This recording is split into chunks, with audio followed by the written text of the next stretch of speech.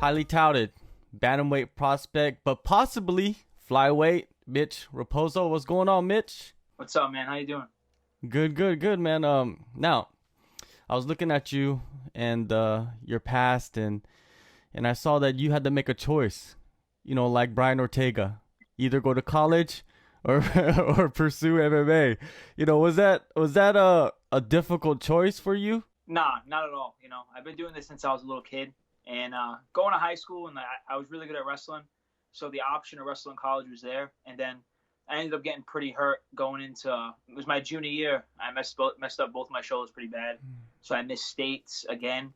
And I was so close to my sophomore year. I was a state finalist, and the plan was to become my next 2 years be a two-time state champion.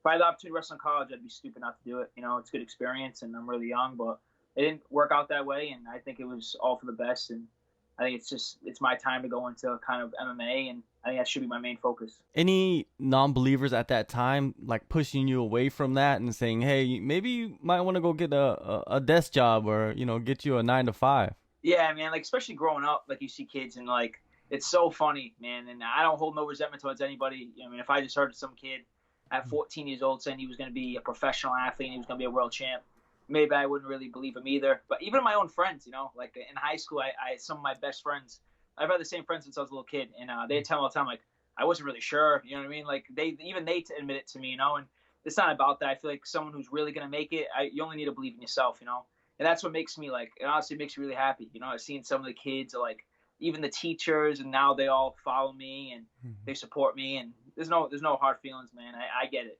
I guess it feels good to change people's minds throughout, the period where you're coming up. No, 100%. Like, and I think I did it pretty fast, and it's maybe because I was young and I had a lot of attention on me, but I feel like I was kind of born to be in the spot, and I made the right choice since I was a little kid, and I feel like everything's kind of happening the way, like, little Mitch, would have prayed for it to happen. He'd be pretty happy, to see all this, like, kind of coming into fruition, but I got a long way to go, and I take it day by day, man. I just focus. I'm blessed to be doing what I'm doing. 2019, your professional debut year, 3 fights, 3 finishes, all against much more experienced guys. Usually guys, when they debut, they fight guys very similar to their record. But you're like, I'm going to dive in and fight these guys with like more than 10 fights. Some of them had more than 15.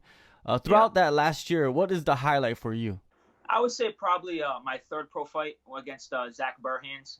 He was a guy, he fought guys in Bellator, and he's fought a couple of my teammates who are very good, and they had a really hard time with him. And I went out there and I did what I did, and I felt like it opened up a lot of people's eyes. I just needed time. I'm a 21-year-old kid, and then I was 18 winning my first amateur belt, and then my second belt, and talking about UFC. Like, it's not going to go perfect, right? You know what I mean? And the way I see it, I went out there and I kind of showed people. You know what I mean? What, like, it's just like a little glimpse, man. I'm just going to keep showing, like, I feel like I'm the type of fighter. I'm a UFC, I believe I'm UFC level. There's no doubt in my mind. But I feel like you won't see the best me until you put me, like, in the UFC and you put me on the Contender Series. And I feel like that's when I'm going to really, like, people are going to be surprised, man. They're going to see, like, what the hype's really about. Every fight is just something for me to learn. I haven't lost, and winning and having things to work on is always a good thing.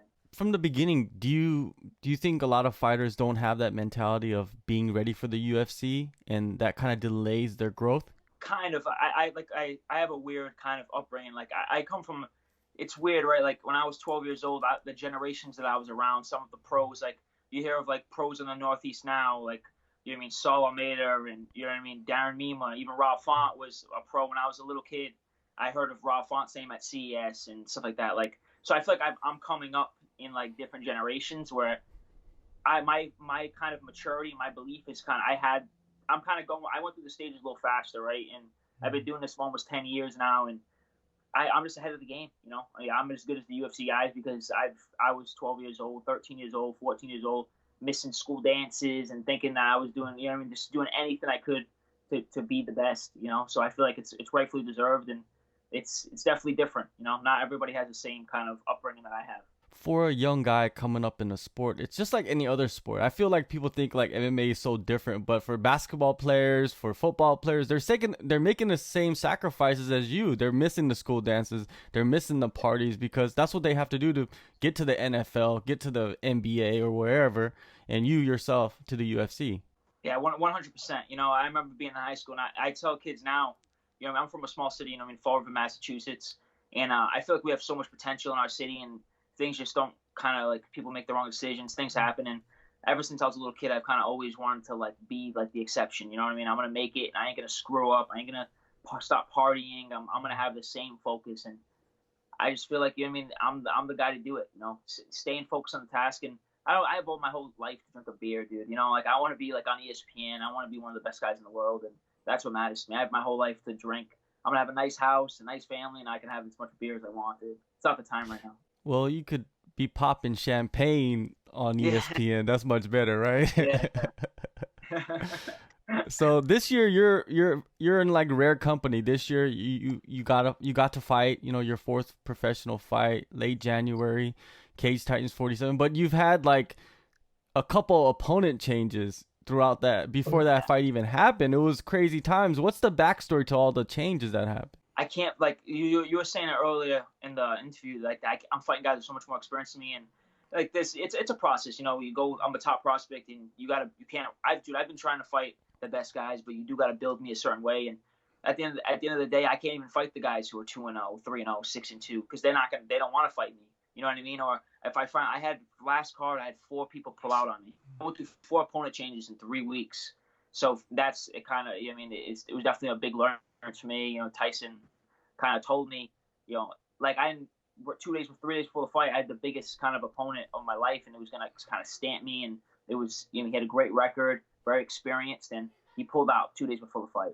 And then I had to jump 2 weight classes, you know, and to go all the way up to 45. Like I haven't even fought my natural weight class as a pro yet. You know what I mean? I'm a young kid, and I can make 125, and I haven't even got an opportunity to show that yet.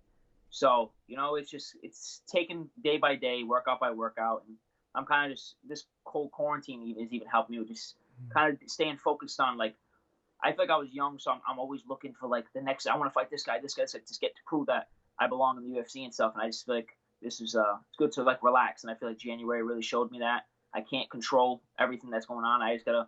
Tyson tells me a name, and I gotta go out there and just fight how I know how to fight. Having so many changes and that becoming a reoccurring story throughout your career so far, it helps you to kind of just, like you said, focus on yourself. And even in training, it's just like you want to focus on what you're doing and not what the opponent is doing.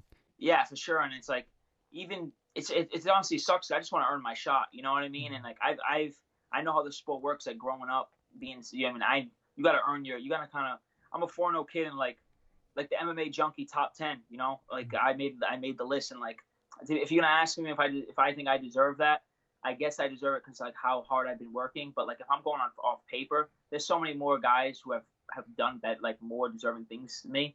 But maybe my hype and what the anticipation and the guys I surround myself in, because the hype's real. You know what I mean? All these, I'm better than every single person on that list. You know what I mean? But I just feel like I haven't gotten my chance to show that, and it's annoying, but yeah, take it for what it is. I'm gonna get my shot to prove that I belong, and that's what I'm just taking. You know what I mean? Day by day. It's pretty wild to me that it's hard for you to find fights, even against guys that have much more experience, when you're the guy with the hype. You're the guy that everybody feels like is gonna be the next thing. You would think that they would want to fight you so they could derail the hype, right?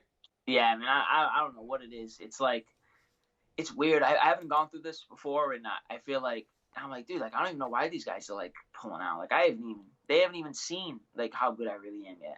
You know, I mean, I guess in November, you know, I mean, that was my first. That was a clean knockout, and over an experienced guy, very big guy, a guy that you know, I mean, outweighed me on fight night by 20 plus pounds, and I went out there, and it was the easiest fight of my life, you know, and I feel like people haven't even, that was like a glimpse of what I'm really capable of, and I just feel like I don't know what it is, but you know, it's everything happens for a reason. I'm gonna get the fights. I'm gonna get to prove I belong, and that's what I'm just focused on. And focus on them positives. Well, Contender Series seems like it's in your future, or maybe even a a short notice call up. Who knows what's going to happen in the next couple of months? But seeing some of your other interviews, that Contender Series seems to be something that you're interested in. Is it at bantamweight? You feel like it doesn't matter bantamweight, flyweight. I just need to get on that platform. I'll take an opportunity though, either one. I feel like at flyweight, I'll definitely get on. That's where I probably will get on. And I'm seeing these guys that they're signing, and you got Cody Garbrandt kind of trying to drop to the weight class. So I feel like I'll definitely be fighting at flyweight for the Contender Series. But like I said, an opportunity is an opportunity. If it was short notice for bantamweight, that'll probably be my home. So I'm down to take fights at bantamweight too. And at the end of the day, an opportunity is an opportunity. You can't pass it up. You know what I mean? And but I think flyweight would definitely be where I kind of make my jump into the UFC, and I'm the guy they've been waiting for at flyweight. You know what I mean? I'm the guy that the new wave that this division really needs, and I'm gonna put it on the map and become world champ, and then I'm going for 35. Definitely. Well, the flyweight division UFC, like, what are your thoughts on that? Because there's no champion right now. Well, I guess Henry Cejudo's the champion, but Figueiredo messed all that up. Yeah. I mean, I just think that, he definitely messed up, but I feel like he brought more stock to our division, even missing weight. Like, I think people are excited about him. You know, I mean, people want to see, like Cody says he's going down, and people want to see talking about Figueiredo versus Cody. And like I feel like he's a guy the UFC gets that he's a knockout artist. He's vicious, and the bump heads. So I feel like Dana said they're gonna run it back, but not even just them. Like you got guys like Kai Car France who have a good following, and who man, I would love to fight that kid. I pay close attention to him. He seems like he's really coming up, and then you got guys, that rising kid that just got signed. I saw on my Twitter. It was I think he's from Portugal, Manil Cape or something like that. He's from Rising. Yeah. But he's dropping down to flyweight. And he was already calling out Cody. I saw on Twitter and stuff. So I feel like there's some fresh blood in the division. And I mean, when I get there, I mean, I'm gonna be screaming for their names too. You know what I mean? I can't wait to be. And I feel like flyweight. This is probably the most exciting the division's been. And so I'm excited to jump in that. Yeah, there's a lot of guys that have been around the game for a quick minute, and you're a young guy, 21 years old. You come in, it feels good that you're getting in there, and then also there's guys that are holding all this stock, and maybe you want to go in and win a fight and then just go straight to those guys. Is that something I think it's a possibility in the flyweight division because it's not as stacked as the other divisions? 100%. I feel like the UFC is kind of in a rebuilding process with flyweight, and I think that they're gonna look for kids like me. You know what I mean? I'm 21. I go with the top guys, man. Rob Font, Calvin Kattar, those are my two main training partners, and I'm constantly learning from them. And so when I'm in the UFC, like those are two top 10 guys, I'm already kind of around that level, and I think being the top 10 in the flyweight division, I feel like I'm already better than a lot of them. And you mean you got the OGs like Joe B and like the rising champ, he's legit, Cody, and it's just that's exactly what it is. I go out there, I get a big win, 2 big wins, and I'm already in the top 10, top 5, and you know what I mean? I'm building my career. That I'm just trying to make a living through it, have a great life through fighting, and I think that flyweight division, I could be a huge star in it. You know what I mean? And I'm not scared to go up to 35 and beat some of their guys and go. I'm young. I can go back and forth. In this period of social distancing, how are you continuing your training schedule? I feel like I'm definitely training, and I've been doing a lot of running. I'm kind of in like a Floyd Mayweather type mindset, like a boxer mindset. I feel like I'm really getting into like running and kind of like getting in my miles. But even that, I feel like this sport is so much mental, and people don't really, man, they kind of underestimate that part of the game. And I feel like my mental game has kind of, like seeing someone like Calvin Kattar, right? He was preparing for Jeremy Stephens, and seeing the way he handled that, I learned so much. And I feel like every day I wake up, I drink my coffee, I watch fights, I'm learning like different things mentally, physically. I have I do like a little MMA conditioner workout in my living room. Like I'm getting the work in. I'm 100% obsessed with this game, and I'll find a way to do something. I'm gonna be ready to kick down that door as soon as this lockdown's up. Having those guys like Calvin next to you, around you, you soak up that energy, man. How important is that for a young guy coming up to see what they go through, so you're ready for that? Like it's the craziest thing. Like you can just see how like good somebody is. Like when you really like pay attention. Like Saturdays at Lauzon's is a Shark Tank. And Joe Lauzon he's a legend. And I'm learning so much from him all the time. And then you got guys like Randy Costa and Calvin, Rob, Bosniak. It's a Shark Tank, and I just feel like for me, I'm a young kid. I'm just I was in Moncton, Canada, for Calvin's fight when he went out there, and I remember he was just telling me soak it in, soak it all in, and yeah, that's kind of what my mindset is. I'm just always trying to grow, and when I see Calvin spar or Rob spar, if I'm not sparring with them and I've done my rounds, I'm watching them, and I just see the little things that make a difference. There's 50 TJ Dillashaws in the world, 50 Calvin Katers in the world, but like only they don't, they're not drilling. Maybe they're not drilling like a world champion. Maybe they don't have the mindset of a world champion. And I feel like that's what I really see. You really see what it takes to be the best in the world. The UFC calls you tomorrow and says, hey, May, whatever, we got a fight for you lined up.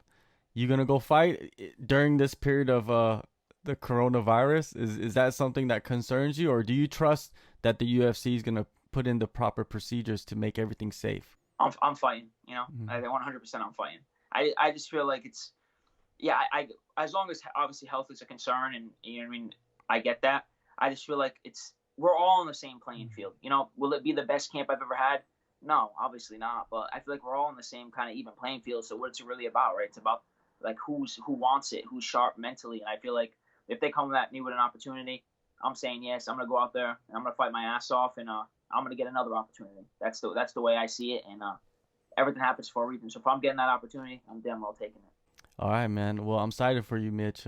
You've been coming up real fast, and it's just a matter of time before we see you in that octagon. When you do get something signed, I would love to have you back on the show to break down the fight and break down the division. And there's so many things, so many topics that are open once you get into the UFC. So, take care, be safe, and continue your training and have fun, man. And yeah, like you said, it's mental, man. You just gotta get over those mental barriers. And yeah, thank you so much. No, thank you. Can't wait to be on again.